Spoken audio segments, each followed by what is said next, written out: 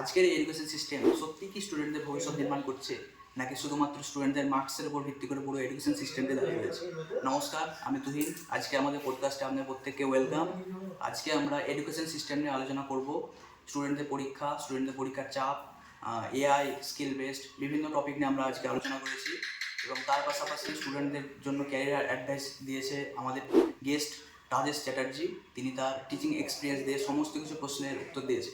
তো চলুন আজকে পডকাস্ট শুরু করা যাক। আজকে প্রথম পডকাস্টে ওয়েলকাম তোমাকে। তো আজকে আমাদের টপিক হচ্ছে এডুকেশন সিস্টেম। তো আমি প্রথমে যেটা তোমার কাছে জানতে চাইবো যে আমাদের শিক্ষা ব্যবস্থা কি সত্যি স্টুডেন্টদের জন্য কার্যকরী, না আরও কিছু পাল্টানো দরকার আছে? পাল্টানো দরকার বলতে কোনো কিছু তো পারফেক্ট হয় না, সব কিছুর মধ্যে আরও আপডেশনের দরকার, আরও আপগ্রেডেশনের দরকার। তো সেই জায়গা থেকে দাঁড়িয়ে সব সিস্টেমেরই কিছু আপগ্রেডেশন দরকার আছে। এবারে আমাদেরকে বুঝতে হবে যে আমাদের এডুকেশন সিস্টেমটা কোন লেভেলের।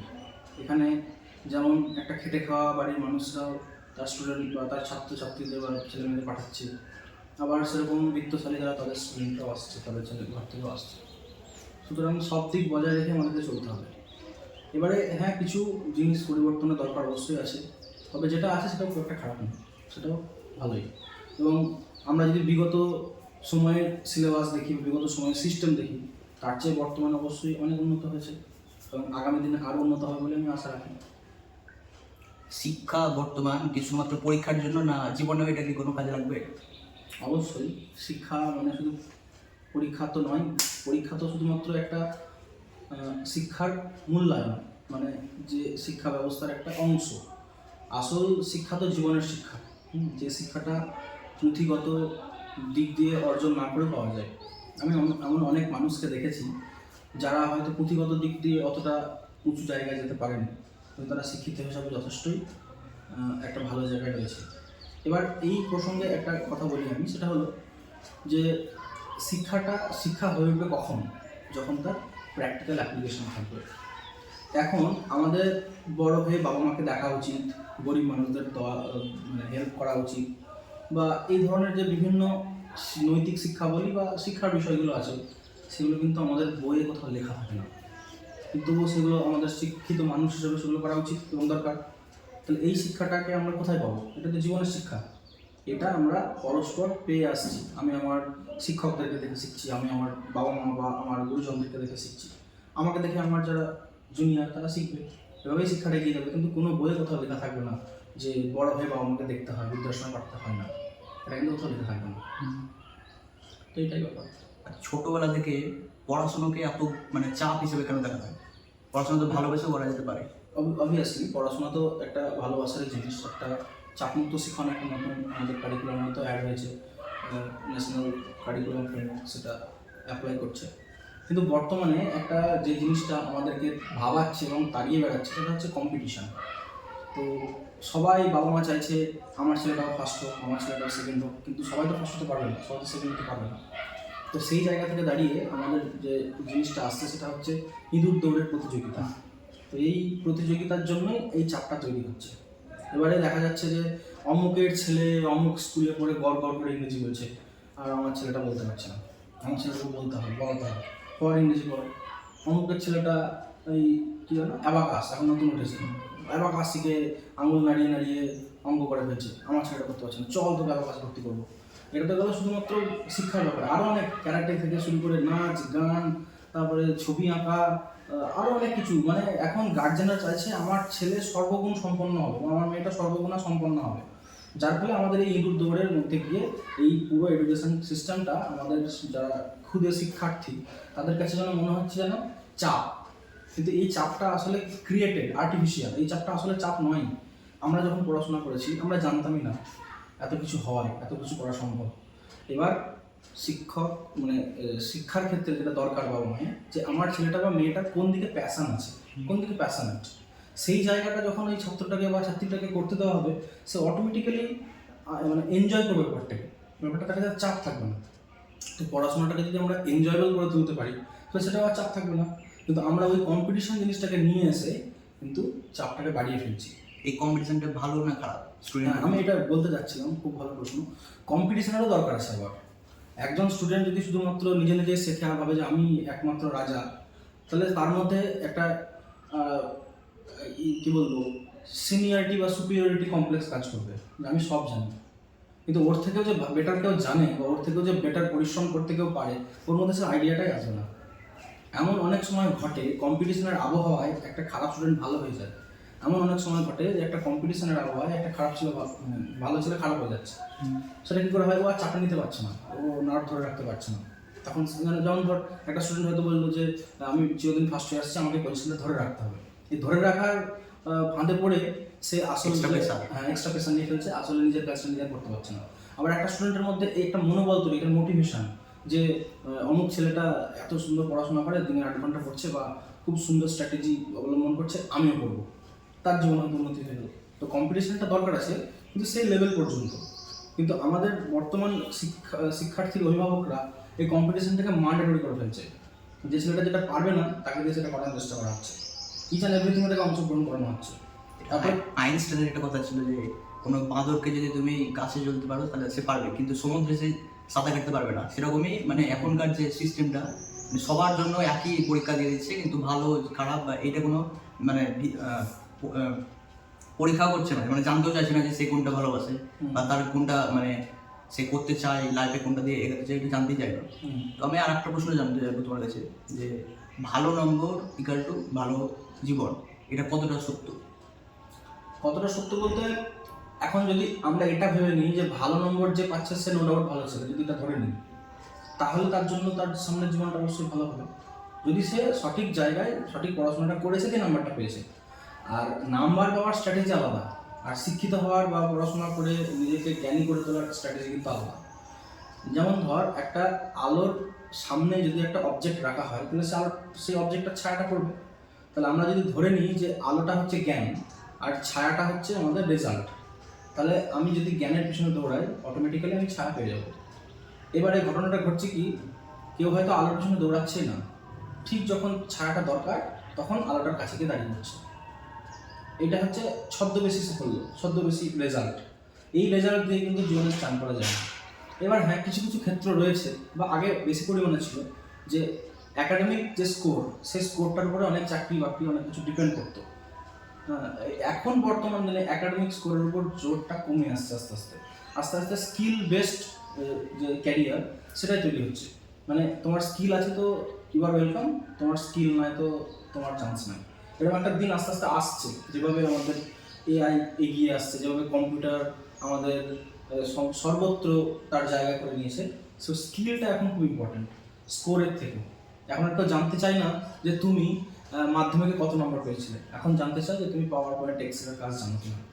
এটা হচ্ছে ফ্যাক্ট। আমি এমন অনেক মানুষকে দেখেছি যে হয়তো মাধ্যমিক পরীক্ষায় দেয়নি, কিন্তু দুর্দান্ত কম্পিউটার চালাতে পারে, সে একটা ভালো কেরিয়ার তৈরি করেছে। আবার এমন অনেক স্টুডেন্টকে দেখেছি যারা দুর্দান্ত রেজাল্ট করেছে, মেডিকেল দিয়ে দিয়ে দিয়ে দিয়ে তার জীবনটাকে নষ্ট করে ফেলেছে, আজকে সে কিছুই করে না, টিউশন পড়িয়ে জীবন চালায়। সুতরাং সব দিক বিবেচনা করলে এখন বর্তমানে যে সিচুয়েশান বা যে সিচুয়েশান আগত আসছে আগামী দিনে, তাতে করে স্কিলটা খুব ইম্পর্টেন্ট স্কোরের থেকে। তাই আমার বক্তব্য, স্টুডেন্টদের অবশ্যই সেই পথে নিজেকে পরিচালিত করা উচিত, যে পথে পড়াশোনাটা হবে জ্ঞান অর্জনের জন্য এবং নিজেকে আপগ্রেড করার জন্য, বর্তমান এবং আগামী প্রজন্মের সঙ্গে নিজেকে মানিয়ে নিতে পারবো, এই মানসিকতা নিয়ে পড়াশোনাটা করা উচিত। এমন নয় যে আমাকে মাধ্যমিকে এত নম্বর তুলতে হবে, এত নম্বর তুলতে হবে, কারণ এখন নম্বর তোলাটা খুব ইজি হয়ে গেছে। আমাদের সময়ে বা আমাদের আগের সময়ে নাম্বার তোলাটা যথেষ্ট টাফ ছিল। এখন যে কেউ 90% 80% তুলে ফেলছে, এবং সেরকমভাবেই সিলেবাসটাকে সাজানো হয়েছে। কিছু প্রজেক্ট ওয়ার্ক অ্যাড করা হয়েছে, যেগুলো এমনি নাম্বার দেওয়া, মানে প্রজেক্ট ওয়ার্কগুলো যেন এমনি নাম্বার দিয়ে দেবে, সেজন্য চালু করা হয়েছে মনে হচ্ছে সিস্টেমটা এমন। তো সেটা স্কোরটা ফ্যাক্টর না, ফ্যাক্টরটা হচ্ছে জ্ঞানটা, সে কতটা নিজেকে জ্ঞানী করে তুলতে পারলো। বর্তমান শিক্ষা যেটা স্কুলে বা কলেজে এখন দেখা যাচ্ছে যে স্টুডেন্টদের সংখ্যা খুবই কম। তো এটা কি, যে তাদের বোরিং মনে হচ্ছে, না তাদের কালচার এরকম হয়ে যাচ্ছে, এটা কিসের জন্য মনে হচ্ছে? স্কুল কলেজ এই সিস্টেমটা হচ্ছে কনভেনশনাল সিস্টেম, যেটা আমাদের চিরাচরিত ঐতিহ্য। স্কুলে পড়বে, তারপরে কলেজে পড়বে, তারপরে চাকরি করবে। তো বর্তমান দিনে এই কনভেনশনটা ভেঙে গেছে। সেটা হচ্ছে যে বর্তমানে যে ইজি ওয়ে ছিল টু গেট এ জব বা নিজেকে নিজের লাইফটাকে সিকিউর করা, একটা কেরিয়ার তৈরি করা, সেই ইজি রাস্তাটা এখন আর ইজি নাই। বর্তমানে রাজ্য এবং দেশের যে চাকরি বাকরির পরিস্থিতি, সেটার পরিমাণ খুব কম, সেই তুলনায় শিক্ষার হার বেশি, মানে শিক্ষায় অংশগ্রহণের স্টুডেন্টদের হার অনেক বেশি, যার ফলে কম্পিটিশন বেশি। যেটুকু চাকরি বাকরি নোটিফিকেশান আসছে বা চাকরি বাকরি হচ্ছে, তাতে কম্পিটিশন বেশি হওয়ার দরুন সব স্তরের স্টুডেন্টরা কিন্তু তাতে সাফল্য লাভ করতে পারছে না, যার ফলে স্টুডেন্টরা প্রথম থেকেই ভাবছে যে আমাকে এই জেনারেল লাইনের বাইরে গিয়ে কিছু করতে হবে, যাতে করে আমি সেই জায়গায় ইজি ওয়ে আউট করতে পারি। যেমন একটা সময় আমার মনে পড়ে, আমি যখন মোটামুটি মাধ্যমিক উচ্চ মাধ্যমিক দিই, তখন পলিটেকনিকের চরম বাজার। তখন সবাই দেখছি এইচএস করে পলিটেকনিক জয়েন করছে, বা মাধ্যমিকের পরেও তখন হতো। এখন যারা নার্সিং, এখন ক্রেজ এসছে নার্সিংয়ে, এখন সবাই নার্সিংয়ে যাচ্ছে, মেল নার্স ফিমেল নার্স সব নার্সিংয়ে যাচ্ছে। তো সেই সময় পলিটেকনিক কলেজগুলো যেখানে সেখানে গজিয়ে উঠেছিল একদম, এখন সেগুলোর দুরবস্থা। এখন সেই কলেজগুলো কনভার্ট হচ্ছে ফার্মাসি কলেজ। মেডিকেল লাইনে এত যাওয়ার ঝোঁক কেন বর্তমানে? সব লাইনে যাওয়ার ঝোঁক আছে, আমরা মেডিকেল লাইন খোঁজ দিচ্ছি বলে তাই। ইঞ্জিনিয়ারিং লাইনেও স্টুডেন্ট কম নয়, মেডিকেল লাইনেও স্টুডেন্ট কম নয়, সব লাইনেই স্টুডেন্টের যাওয়ার ঝোঁক আছে। এবারে ওই মেডিকেল বা ইঞ্জিনিয়ারিং যে লাইনটা আফটার এইচএস, সেটা একটা হিউজ পরিশ্রমের একটা পরীক্ষা দিয়ে সেটা যেতে হয়, যেমন যেটাকে নিট বলছে, আর আমাদের জয়েন্ট এন্ট্রান্স। তো সেই পরীক্ষাটা কিন্তু যথেষ্ট টাফ একটা পরীক্ষা, এবং সেটা দিয়ে যখন কাউকে যেতে হচ্ছিল তখন ওইটার একটা আলাদা মাধুর্য আছে, ওটা কিন্তু হেলাফেলার জিনিস নয়, এবং সেটা সবাই সেটা পারেও না। তো সেই জায়গাটার জন্য যথেষ্ট পরিশ্রম লাগে, অধ্যবসায় লাগে, স্ট্র্যাটেজিক্যাল একটা অ্যাটিটিউড লাগে, সব কিছুর পরে গিয়ে ওই জায়গাটা পার করে তখন সে মেডিকেলে বা ইঞ্জিনিয়ারিংয়ে যেতে পারে। তো এই জায়গাটা এখন লাস্ট আমি কার একটা পডকাস্টে শুনছিলাম, তখন একটা স্যারের বক্তব্যতে, যে মেডিকেল লাইনে এসেও কিন্তু এমবিবিএস পাস করে বসে আছে, চাকরি বাকরি নাই, এবং এত চেম্বার, এত পলিক্লিনিক হয়ে গেছে যে সে যে একটা চেম্বার খুলে বসবে সেখানে তার পসার জমছে না। আগে মনে করতো মানুষ যে এমবিবিএস করলো মানে বিশাল কিছু করে ফেললো, ও জীবন সেট। কিন্তু এখন বর্তমানে যে অবস্থা, এমবিবিএস করেও কিন্তু জীবন সেট হচ্ছে না। তাহলে এমবিবিএস করার প্লেসটা কোথায় থাকবে? এই নার্সিং, এই তো লাস্ট রিক্রুটমেন্ট যেটা হলো নার্সিংয়ের, সেখানেও দেখা যাচ্ছে একটা গভর্নমেন্ট নার্সিং কলেজ থেকে যদি 60 জন পাস করেছিল, তার মধ্যে 20 জন চাকরি পেয়েছে। 40 জন বসে থাকবে, সে 40 জন বিভিন্ন বেসরকারি নার্সিংহোমে কাজ করবে, সেখানে বেতন সরকারি নার্সিংয়ের তুলনায় 3 ভাগের 1 ভাগ কি 4 ভাগের 1 ভাগ। তাহলে এই তো যে ক্রেজগুলো তৈরি হচ্ছে, সেই ক্রেজগুলো আবার কিছুদিন পরে শেষ হয়ে যাবে। যেমন পলিটেকনিকের ক্রেজ শেষ, নার্সিংয়ের ক্রেজ কতদিন পরে শেষ হয়ে যাবে, আবার মানুষ দেখবে হয়তো এআই নিয়ে কোনো কোর্স আছে, হ্যাঁ সেটা নিয়ে মানুষ হুমড়ি খেয়ে পড়বে, তো দেখা যাবে সেটারও ক্রেজ শেষ, এভাবে আসতে থাকবে, আবার চলে যেতে থাকবে। এটা হচ্ছে ব্যাপার। আমি একটা সময় দেখেছিলাম আমার জেনারেশনের আগে, হ্যাঁ বিএড ডিএড এর প্রচন্ড ক্রেজ ছিল, কারণ তখন প্রত্যেক বছর বা কিছুদিন অন্তর অন্তর এসএসসি বা প্রাইমারি রিক্রুটমেন্টগুলো হতো, প্রচুর মানুষ প্রচুর খরচাপাতি করে বিএড করতো এবং ডিএডও করতো।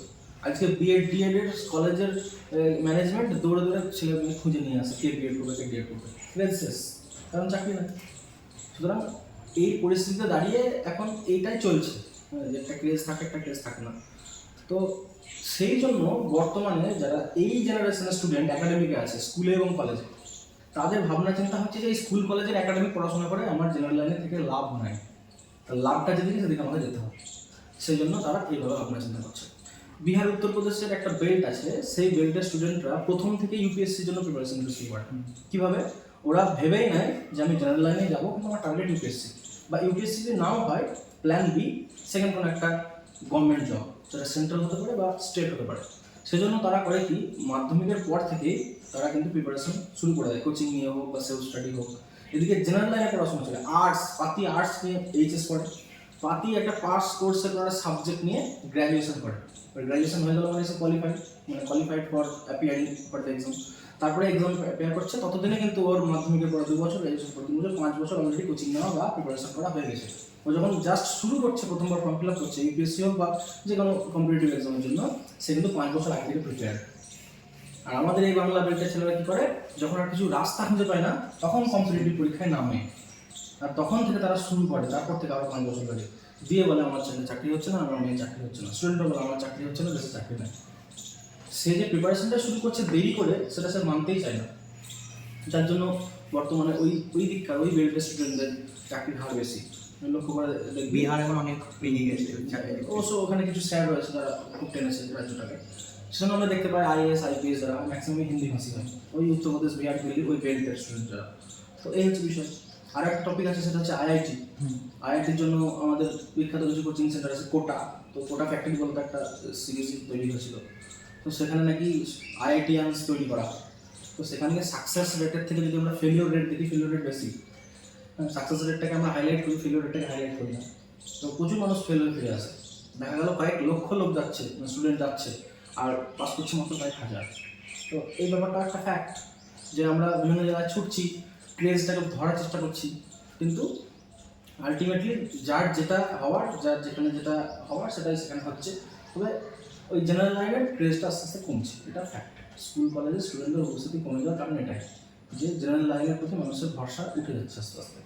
স্কুলের এই একাডেমিক শিক্ষা যেটা আছে ওটা মানুষকে মানে কোনো না কোনোভাবে কি মানে এক জায়গাতে স্থির করে দিচ্ছে না? মানে আরও তো অনেক জ্ঞান আছে যেগুলো একাডেমিক যে সিলেবাস আছে ওইটুকুর মধ্যেই সীমাবদ্ধ হয়ে যাচ্ছে, বাইরের কোনো জ্ঞানের সাথে আর মানে যেতেই পারছে না এখনকার স্টুডেন্ট। এইটা মানে তোমার কী মতামত? আমার মতামত হচ্ছে যে একাডেমিক তো থাকবেই, চিরকালই ছিল, আজকেও আছে এবং ভবিষ্যতেও থাকবে। একাডেমিকটা তো রাখতেই হবে, ওটা একটা কনভেনশনাল এডুকেশন সিস্টেম, ওটার মধ্যে দিয়ে সবাইকে যেতে হবে। বাহ্যিক জ্ঞানের জন্য আমরা করতাম কি, লাইব্রেরিতে যেতাম, ঠিক আছে, কুইজে পার্টিসিপেট করতাম, আমাদের বিভিন্ন সাংস্কৃতিক অনুষ্ঠান হতো, সেখানে ডিবেট হতো, তাৎক্ষণিক বক্তৃতা, এই ধরনের বিভিন্ন অনুষ্ঠানে আমরা অংশগ্রহণ করতাম এবং তার জন্য আমাদেরকে প্রচুর পড়াশোনা করতে হতো। আমার দুটো লাইব্রেরিতে কার্ড করা ছিল, সেখানে যেতাম এবং গ্রামের যে লাইব্রেরিগুলো ছিল সেখানে লাইব্রেরিয়ান রিক্রুট হতো। সো সেই সমস্ত দিনের যে মানে পড়াশোনার পরিধি সেটাকে আমাদেরকে খুঁজে বের করতে হবে। বর্তমানে এই মোবাইল এবং ইন্টারনেটটা মানুষের হাতে চলে আসার দরুন লাইব্রেরি সিস্টেমটা যেন উঠে গেছে। স্কুলে, কলেজে এবং আমাদের যে গ্রামীণ লাইব্রেরিগুলো আছে বা শহরাঞ্চল বিভিন্ন সেন্ট্রাল লাইব্রেরি, সেগুলোতে মানে পাঠকই নেই। মোবাইলে সবাই ভিডিও দেখতে অভ্যস্ত এবং এন্টারটেনমেন্টটা যখন হাতের কাছে মানুষ পেয়ে যাচ্ছে তখন শিক্ষণীয় বিষয় দেখার তুলনায় এন্টারটেনমেন্টের জিনিসগুলো বেশি দেখছে। যার ফলে নেটফ্লিক্স বা এই ধরনের যে ওটিটি প্ল্যাটফর্ম তাদের সাবস্ক্রিপশন বেড়ে যাচ্ছে, কিন্তু কোনো অডিও বুক বা কোনো নলেজের চ্যানেল যেগুলো রয়েছে আমাদের, যেখান থেকে আমরা পড়াশোনা করতে পারি, সেই চ্যানেলের সাবস্ক্রিপশনগুলো খুব লিমিটেড। যারা পড়াশোনা করছে বা টার্গেট নিচ্ছে তারাই হয়তো বিভিন্ন ফিজিক্সওয়ালা বা এই ধরনের যে চ্যানেলগুলো আছে সেগুলোকে সাবস্ক্রাইব শুধুমাত্র একাডেমিক ক্ষেত্রে দেখা যাচ্ছে। হ্যাঁ, আদারওয়াইজ কোনো জায়গাতেই কিন্তু কেউ আর যাচ্ছে না, কারণ তার হাতের কাছে একটা এন্টারটেনমেন্টের যন্ত্র হয়ে গেছে এবং সেইভাবেই পরিচালিত হচ্ছে স্টুডেন্টরা। যার ফলে কী হচ্ছে, একাডেমিক ছাড়া পড়াশোনার জায়গাটাই তৈরি হচ্ছে না। আর এই পড়াশোনাটার জায়গা তৈরি না হওয়ার জন্যই কিন্তু আমাদের যে আইকিউ, সে আইকিউটা কমে যাচ্ছে। আইকিউ কমে গেলে যে সাধারণভাবে যেটা হয় স্কিল, সেটা তৈরি হচ্ছে না। তার ফলে জেনারেশনটা আস্তে আস্তে যেন শিক্ষার দিকে যাওয়ার চেয়ে শিক্ষার বিমুখ হয়ে যাচ্ছে, আমার তাই মনে হচ্ছে। আমরা যখন আগে মাঠে খেলতে যেতাম তখন আমরা কখন আমাদেরকে খেলা নেবে বলে অপেক্ষা করতাম। ক্রিকেট খেলা হতো আমরা বল কুড়াতাম, ফুটবল খেলা হতো আমরা বাইরে দাঁড়িয়ে দেখতাম যে বলটা কখন এদিকে আসবে, একবার মারবো। আর এখন মাঠে গিয়ে কেউ খেলছেই না, সবাই গেম খেলছে মোবাইল নিয়ে গিয়ে, কারণ মাঠে গেলে নাকি বেটার নেটওয়ার্ক পাওয়া যায়, আর মাঠে মোবাইল নিয়ে গিয়ে গেম খেলছে। তাহলে এই জায়গাটা এবার আমাদেরকে বুঝতে হবে, মোবাইলটা প্রয়োজনীয় জিনিস, এটা খেলাধুলার জিনিস নয়, গার্জেনদেরকে সচেতন হতে হবে। এবারে মোবাইলটা এমনভাবে আমাদের সাথে মিশে গিয়েছে না, তো কবে লাস্ট একটা খবর শুনলাম, একটা মহিলা যে মন্দিরের সামনে ফুল বিক্রি করে তার ছেলে কান্নাকাটি করেছে আইফোন নেবে বলে। তো সেই মহিলা তার জীবনের সমস্ত সারা জীবনের সঞ্চিত অর্থ দিয়ে সেই ছেলেটাকে আইফোন কিনে দিয়েছে, নাহলে সে নাকি কান্নাকাটি করছিল, ভাত খাচ্ছিল না। যাই হোক, এটাও তো সেই শিক্ষারই অংশ, যে পারিবারিক শিক্ষা যেটা সে হয়তো নিতে পারেনি, তার জন্য এটা হলো না।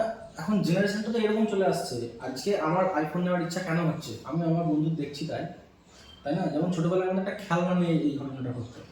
আমার পাশে বাড়ির একজন মেলা থেকে একটা খেলনা কিনে নিয়ে এসেছে, আমার বাবা মাকে কিনে দেয়নি, আমি কান্নাকাটি করতে, আমি খেলনাটা আচ্ছা। মোবাইলটা এখন খেলনার মতো হয়ে গেছে, অমুকের হাতে আইফোন আছে, আমার হাতে এখন থাকবে না। সে আর ভাবছে না যে আমার মায়ের সামর্থ্য আছে কিনা বা আমার পরিবারের সামর্থ্য আছে কিনা বা ওইটা আমার প্রয়োজন কিনা। মোদ্দা কথা, সামর্থ্যটা পরে, যে জিনিসটা আমি চাইছি সেই জিনিসটা আমার প্রয়োজন আছে কিনা। এখন যদি আমি তোকে বলি যে তুই একটা মাইক্রোস্কোপ নাই মতো, তুই কী বলবি? মাইক্রোস্কোপটা আমার দরকার জিনিস নয়, আমার কাজে লাগছে না, তো আমি কিনিনি। একই রকম ভাবে আইফোনটা তোমার দরকার আছে কি? আইফোনটা এখন স্ট্যাটাস সিম্বল হয়ে গেছে, আমার হাতে আইফোন আছে একটা স্ট্যাটাস, কিন্তু সেটা ঘটনা নেই, তাছাড়া কিছুই না। তো এই জায়গা থেকেই দাঁড়িয়ে মানুষের মধ্যে এই জিনিসটা চলে আসছে। এখন আর কেউ দেখে না যে কী ফোন আছে কার কাছে, সবার কাছে এখন আইফোন, আমার একটা ব্যাপার। আগে ছিল, আস্তে আস্তে এটা এই ক্রেজটা কমে যাবে, যেমন পলিটেকনিকের ক্রেজ কমে গেছে, নার্সিংয়ের ক্রেজ কমছে, এটাও কমে যাবে আস্তে আস্তে, ফোনটার কোনো ফ্যাক্টরি থাকবে না। তো আরেকটা জিনিস আমি লক্ষ্য করেছি যে স্টুডেন্টদের যেটা পড়াশোনার মধ্যে তারা বোঝার থেকে মুখস্থ বিদ্যার উপর বেশি ফোকাস করে, তো এইটা কতটা যুক্তিযুক্ত? মুখস্থ বিদ্যা বলতে ব্যাপারটাকে এইভাবে দেখতে হবে। আমিও দেখেছি এটা, আমার সময়ও একটা স্টুডেন্ট ছিল আমার কলেজে। তো প্রথম লাইনটা যদি তার মাথায় থেকে যায় তো 3 পাতা সে মুখস্থ নামিয়ে দেবে, কিন্তু বাই চান্স প্রথম লাইনটা যদি ভুলে যায় সে আর একটা মাথা বলবে। এরকম কিছু মানে কি বলবো, গিফটেড স্টুডেন্ট থাকে। আবার এরকম কিছু স্টুডেন্ট থাকে জীবনে একটা ওয়ার্ডও মুখস্থ করে নেয়, যা কিছু পরীক্ষা দিয়েছে বা যা কিছু করেছে সবই কনসেপ্টের ভিত্তিতে, এমন স্টুডেন্টও আছে। তো এটা ম্যান টু ম্যান ভ্যারি করে যে আমি কি চাইছি, আমি মুখস্থ করতে চাইছি নাকি আমি কনসেপ্টের উপরে বলতে চাইছি। এবার কিছু জিনিস থাকে সেগুলো তো অবশ্যই, যেমন যেগুলো ইনফরমেশান সেগুলো তো একটু মেমোরাইজ করতেই হবে। যেমন হিস্ট্রির ক্ষেত্রে কিছু ডেটস অ্যান্ড ইয়ার্স, আমাদের সায়েন্সের ক্ষেত্রে কিছু ফর্মুলা, রিয়াকশান ইত্যাদি, কিছু বিজ্ঞানসম্মত নাম, ঠিক আছে। জিওগ্রাফির ক্ষেত্রে হয়তো কিছু ফর্মুলা বা কিছু ইনফরমেশান। তো এই জিনিসগুলো তো ইনফরমেশান গ্যাদার করা, এটা তো আমার করতেই হবে। এবার যদি আমার এটা প্যাশান হয়, সাপোজ আমি একটা জায়গায় বেড়াতে গেলাম, আমি মুর্শিদাবাদ বেড়াতে গেলাম, মুর্শিদাবাদ গিয়ে যদি আমার মধ্যে জানার ইচ্ছা থাকে যে এই হাজারদুয়ারি প্যালেসটা কবে তৈরি হয়েছিল, তাহলে অটোমেটিক্যালি আমি সেটাকে রিলেট করবো যে আজকে 2026 সাল, এত সালে তৈরি হয়েছে, লাস্ট থেকে এত বছর আগে। এই যে প্যাশনটা আমার মধ্যে তৈরি হচ্ছে, তার আগ্রহটা, কৌতূহলটা, অটোমেটিক্যালি ওটা মনে থেকে যাবে, ওটা আমাকে মুখস্থ করতে হবে না। যদি ওই জিনিসটার প্রতি আমার ইন্টারেস্ট থাকে তাহলে আমার ওটা অটোমেটিক্যালি আমার মুখস্থ হয়ে যাবে, মেমোরাইজ হয়ে যাবে, ওটা মুখস্থ করার দরকার পড়বে না। তো এই জায়গাটা আমাদেরকে তৈরি করতে হবে। আমি দেখেছি কিছু কিছু টিচার আছে এত সুন্দর করে ইতিহাস পড়ায়, ইতিহাসটা যে মুখস্থ করার বিষয় সেটা মনেই হবে না।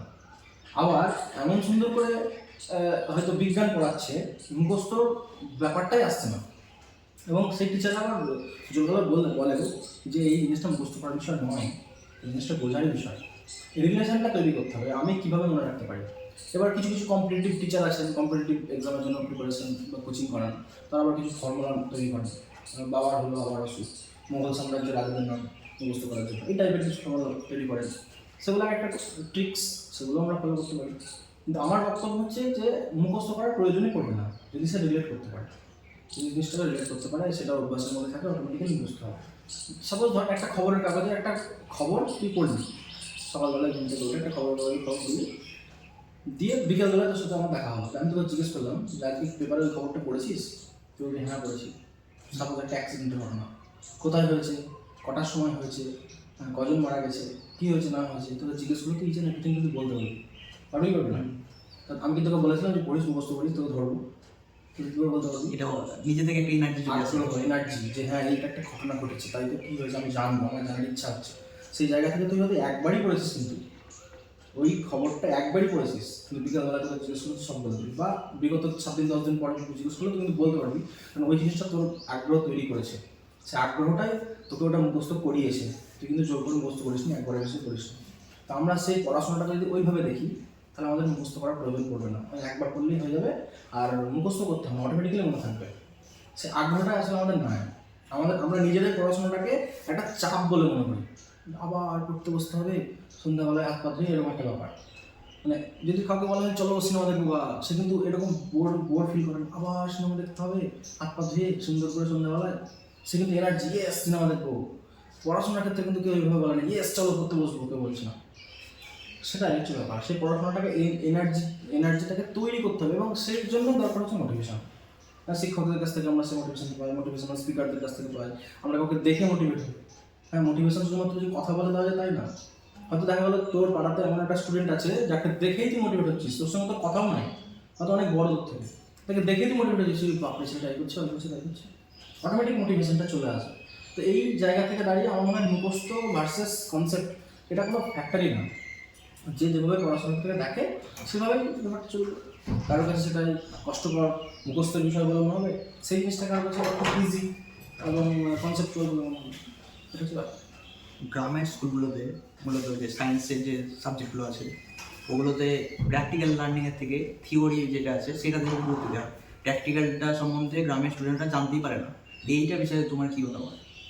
এটা গ্রাম আর শহর বলে ফ্যাক্টর না, ফ্যাক্টরটা হচ্ছে যে আমার একটা যখন শিখন যখন চলে, মানে লার্নিং অ্যান্ড টিচিং, এটা কিন্তু একটা উভমুখী প্রক্রিয়া।